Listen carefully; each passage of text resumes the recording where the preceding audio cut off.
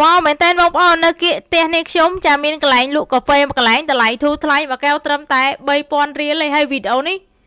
ខ្ញុំចង់ចែកម្លែកជូនទៅកាន់ពុកម៉ែបងប្អូនដែលនៅគៀកចាវត្តតាពាំងសាលាភូមិតាពាំងសាលាចាអាចអញ្ជើញមកសាកហាងកាហ្វេឡើងគាត់បានគាត់ទឹមតាបើកណាតាមនេះខ្ញុំសួរទៅ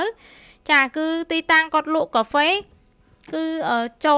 ចូលតាមវត្តតាពាំងសាលាបងប្អូនកន្លែងគាត់ទៅតាបើកទេហើយខ្ញុំជិះឆ្លងកាត់នេះហើយក៏ឃើញចាតាមចិត្តពងចង់ញ៉ាំកាហ្វេដែរក៏ឆ្លៀតចូលទិញទៅចាហើយសាករសជាតិទៅឆ្ងាញ់គ្រាន់បើបងប្អូនដូច្នេះចាបងប្អូនឲ្យកន្លែងគាត់បើតែកាន់ពិសេសមានតុមានកៅអីអង្គុយសម្រាប់ relax ទៀតណាបងប្អូនចាចេញពីរៀនឬក៏ stress ការងារអាចអញ្ជើញមកញ៉ាំកាហ្វេឡើងគាត់បានតម្លៃធូរថ្លៃបងប្អូនចាហើយក៏មានមីគោកមីទឹកអីដែរចាបងប្អូនណាខ្លះចាស្គាល់បងប្រុសបងស្រីដែលគាត់ទៅតែបើកកាហ្វេលក់ចានៅតាមដងផ្លូវដែលផ្លូវនេះចូលទៅតាមវត្តតាពាំងសាលាបឋមនិងអនុវិទ្យាល័យតាពាំងសាលាហ្មង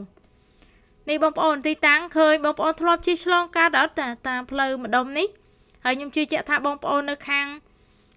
ភូមិតាពាំងសាលាក៏ដូចជាម្ដុំលោកសន្តិភាព2នឹងស្គាល់ទីតាំងនេះហើយដូច្នេះជិះកាត់ហ្នឹងអីចង់ញ៉ាំកាហ្វេអាចចូលសាកឡើងគាត់បានណាគៀកតែខ្ញុំតា